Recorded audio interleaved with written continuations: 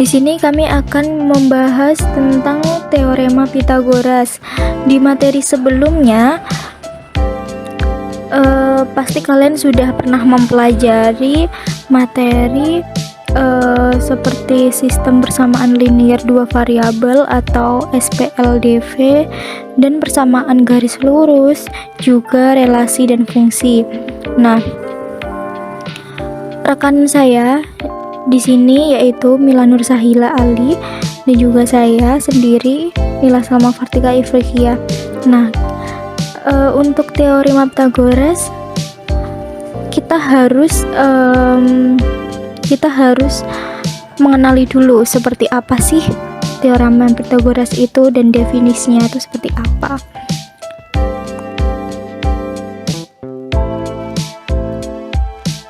Nah, teorema Pythagoras adalah teori yang dapat digunakan untuk menentukan panjang salah satu sisi dari sebuah segitiga siku-siku.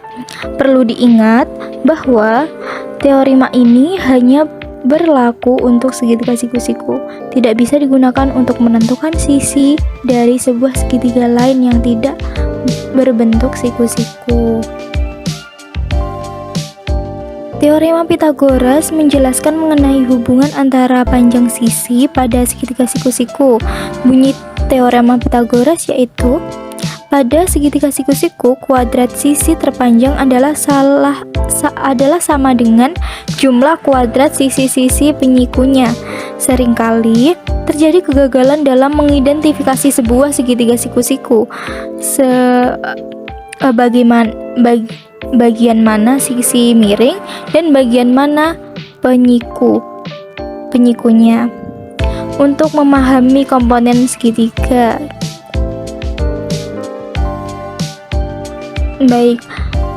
kita juga perlu mengamati segitiga siku-siku itu seperti apa sih. Nah, di sini juga terdapat gambar ilustrasi bagaimana segitiga siku-siku tersebut. Terdapat 3 sisi ya, dengan sisi miring, sisi tegak, dan juga sisi tidur. Sisi miring terletak tepat di depan siku-siku dari sebuah segitiga tersebut. Siku-siku biasanya ditunjukkan dengan sebuah kotak kecil di dalamnya.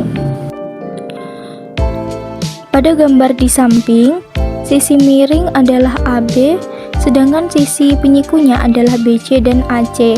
Jadi, di sini bisa kita lihat ada segitiga kecil di tengah-tengah perpotongan antara garis yang tegak lurus. Nah, itu bisa disebut sebagai siku-siku. Kenapa? Karena mempunyai sudut 90 derajat seperti itu.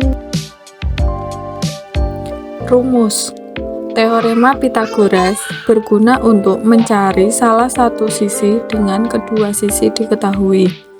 Jika diketahui segitiga siku-siku seperti pada gambar di samping, maka hubungan sisi-sisi dalam segitiga di samping dapat dituliskan dengan rumus AB kuadrat pada sisi miring sama dengan BC kuadrat pada sisi yang bagian bawah ditambah AC kuadrat dengan sisi yang bagian tegak, atau bisa juga dituliskan dengan pemberian nama pada setiap sisinya, yaitu C kuadrat pada bagian sisi miring sama dengan A kuadrat pada bagian sisi bagian bawah ditambah B kuadrat bagian sisi tegak.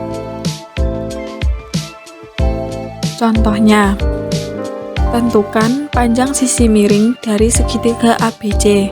Di situ sudah tertera sebuah gambar segitiga ABC dengan panjang sisi AB yang merupakan sisi tegak 8 cm dengan alas bagian sisi BC sepanjang 6 cm. Dengan menggunakan rumus teorema Pythagoras seperti di awal tadi, yaitu C kuadrat sama dengan A kuadrat ditambah B kuadrat. Kemudian tinggal dimasukkan panjang setiap sisi-sisinya. C kuadrat sama dengan 6 kuadrat ditambah 8 kuadrat. 6 kuadrat sama dengan 36 dan 8 kuadrat sama dengan 64. Jadi C kuadrat sama dengan 36 ditambah 64. Kemudian C kuadrat sama dengan 100. Setelah itu kuadratnya kita pindah ke kanan, berubah menjadi sebuah akar, sehingga C sama dengan akar 100. Hasil dari akar 100 adalah 10. Maka kesimpulannya, panjang sisi miring pada segitiga ABC yang merupakan sisi AB atau sisi C sama dengan 10 cm. Selanjutnya, kita masuk pada contoh soal penerapan teorema Pythagoras dalam kehidupan sehari-hari. Seorang anak menaikkan layang-layang dengan benang yang panjangnya 250 meter. Jarak anak di tanah dengan titik yang tepat berada di bawah layang-layang adalah 70 meter.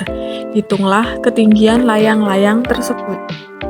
Nah, dari soal ini kita bisa mengerjakannya menggunakan teorema Pythagoras dengan menggambarkan sebuah segitiga sebagaimana pada segitiga kali ini merupakan segitiga siku-siku yang pada sisi yang paling atas atau sisi segitiga pada bagian sudut C itu adalah bagian layang-layang yang panjangnya 250 meter.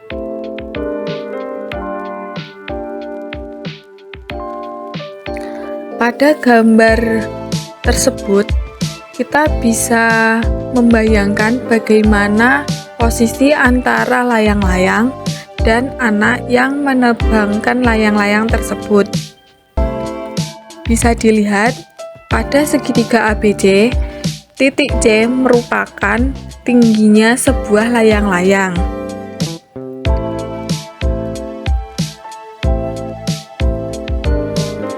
Di mana AB merupakan jarak anak di tanah dengan titik yang tepat berada di bawah layang-layang. Dan AC merupakan panjang benang layang-layang, sehingga tinggi layang-layang dapat dicari dengan menggunakan teorema Pythagoras.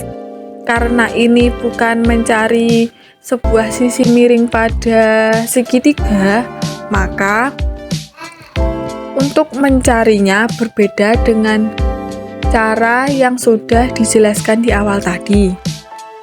Untuk kali ini menggunakan sisi BC yang merupakan sisi tegak.